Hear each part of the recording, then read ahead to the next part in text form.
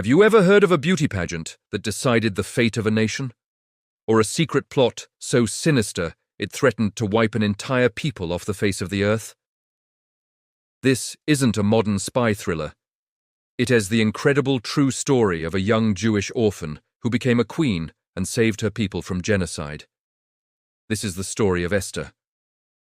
Our story begins in the mighty Persian Empire under the rule of King Ahasuerus, also known as Xerxes. He was the most powerful man in the world, ruling over 127 provinces from India to Ethiopia. As described in the book of Esther, chapter 1, the king threw a lavish 180-day festival to display the vast wealth of his kingdom. But this celebration took a dramatic turn. On the final day, a drunk King Ahasuerus demanded his queen Vashti to appear before his guests to show off her beauty.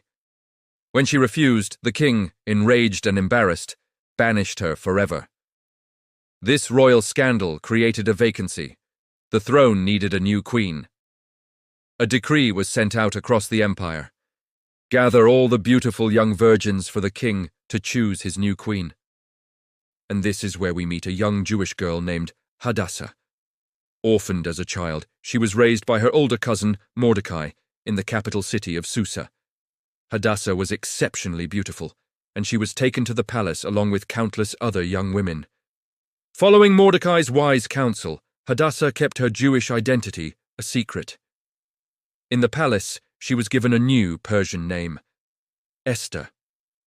For a full year, she and the other women underwent extensive beauty treatments, preparing for their one night with the king. As Esther chapter 2 verse 15 says, when it was her turn to go to the king, she requested nothing but what the king's eunuch suggested. Her humility and grace won the favor of everyone who saw her. And when King Ahasuerus saw Esther, he was captivated. The Bible tells us in Esther 2:17, the king loved Esther more than all the other women, and she obtained grace and favor in his sight more than all the virgins. So he set the royal crown upon her head and made her queen instead of Vashti. An orphan girl, a hidden Jew, was now the queen of the most powerful empire on earth. But her greatest test was yet to come. Meanwhile, her cousin Mordecai, who regularly sat at the king's gate, uncovered a plot by two of the king's chamberlains to assassinate King Ahasuerus. Mordecai told Queen Esther, who then informed the king, giving full credit to Mordecai. The plot was foiled, the men were executed, and Mordecai's heroic deed was recorded in the official chronicles of the kingdom.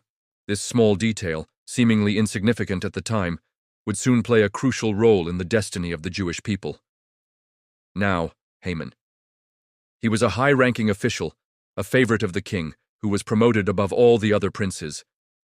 The king commanded everyone to bow down to Haman, but Mordecai, as a faithful Jew, refused. He would bow only to God. This refusal filled Haman with unimaginable rage. As we read in Esther chapter 3, Haman wasn't content with just punishing Mordecai. His hatred grew to encompass all of Mordecai's people. He wanted to annihilate every Jew in the Persian Empire. Haman went to the king with a wicked and deceitful plan. He lied, claiming there was a certain rebellious people scattered throughout the kingdom, whose laws were different from everyone else's, and that they were a threat to the king's rule. He even offered to pay 10,000 talents of silver into the royal treasury to cover the costs of their destruction. The king, shockingly indifferent, gave Haman his signet ring, essentially giving him the authority to do as he pleased. A decree was written and sent to every corner of the empire. On a single day, the 13th day of the month of Adar, all Jews, young and old, women and children, were to be killed, and their property plundered.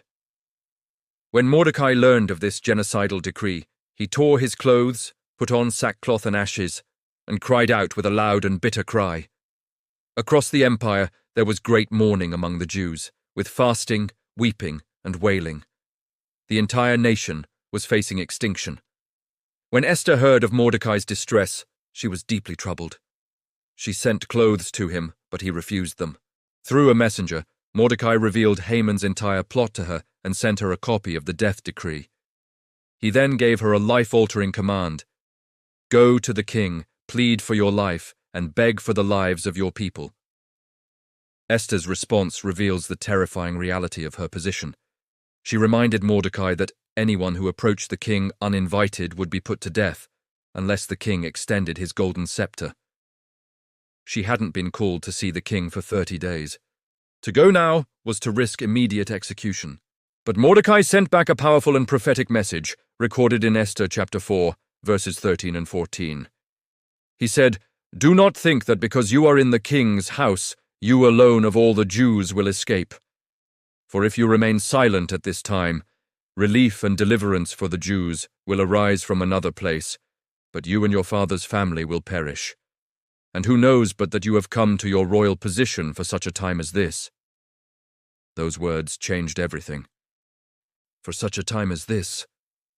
Esther realized her life, her position, her very existence had been orchestrated by God for this exact moment. Her fear gave way to faith. She made her decision. She told Mordecai to gather all the Jews in Susa and to fast for her for 3 days and 3 nights. She and her maids would do the same. And then, with breathtaking courage, she declared, "I will go to the king, even though it is against the law, and if I perish, I perish." This is a turning point not just for Esther, but for us. How often do we find ourselves in positions of influence, big or small, and wonder why? Esther's story reminds us that God places us where we are for a purpose. We are all called to act with faith and courage for such a time as this. After 3 days of fasting and prayer, Esther put on her royal robes and stood in the inner court of the king's palace. As the king sat on his throne, he saw her. The fate of a nation hung in the balance, and then, the miracle. The Bible says the king was pleased to see her, and he held out the golden scepter. Her life was spared. He asked her, "What is it, Queen Esther? What is your request? Even up to half the kingdom it will be given to you." But Esther didn't blurt out her request. Instead, with incredible wisdom and patience, she invited the king and Haman to a banquet she had prepared. At the banquet, the king again asked for her request, and again she delayed, inviting them both to a second banquet the next day, promising to reveal her petition then. Haman left the banquet overjoyed, feeling honored and important. But on his way out, he saw Mordecai, who still refused to bow. His joy turned to fury. His wife and friends advised him to build a gallows, 75 feet high, and to ask the king in the morning to have Mordecai hanged on it. That very night, a divine intervention occurred. The king couldn't sleep. He commanded the book of the Chronicles, the record of his reign, to be read to him. As they read, they came to the part about Mordecai uncovering the assassination plot. The king asked, "What honor and recognition has Mordecai received for this?" His servants replied, "Nothing has been done for him." In just then, Haman entered the outer court, ready to ask the king to hang Mordecai. Before Haman could speak, the king asked him, "What should be done for the man the king delights to honor?" Haman, thinking the king must be talking about him, described a lavish ceremony. "Let the man wear the king's own royal robe, ride the king's own horse, and have a high-ranking noble lead him through the city streets, proclaiming, 'This is what is done for the man the king delights to honor.'" The king's reply must have been like a punch to the gut. "Go at once," the king commanded Haman. "Get the robe and the horse, and do just as you have suggested for Mordecai the Jew, who sits at the king's gate. Do not neglect anything you have recommended." So, in a stunning reversal of fortune, a humiliated Haman was forced to publicly honor the very man he was about to have executed. The drama culminates at Esther's second banquet. For the third time, the king asked, "What is your petition, Queen Esther? It will be granted." This time she was ready. She said, "If I have found favor with you, your majesty, and if it pleases you, grant me my life. This is my petition. And spare my people. This is my request. For I and my people have been sold to be destroyed, killed and annihilated." The king was shocked. "Who is he? Where is the man who has dared to do such a thing?" And with all the courage she could muster, Esther pointed her finger and declared, "An adversary and enemy, this vile Haman!" Terror seized Haman. The king, in a rage, went out into the palace garden. Haman, realizing his life was over, fell on the couch where Esther was reclining to beg for his life. At that exact moment, the king returned. Seeing Haman on the couch with the queen, He mistakenly thought Haman was assaulting her. It was the final nail in Haman's coffin.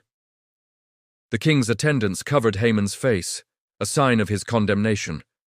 And then, one of the eunuchs pointed out the gallows Haman had built for Mordecai. The king commanded, "Hang him on it!"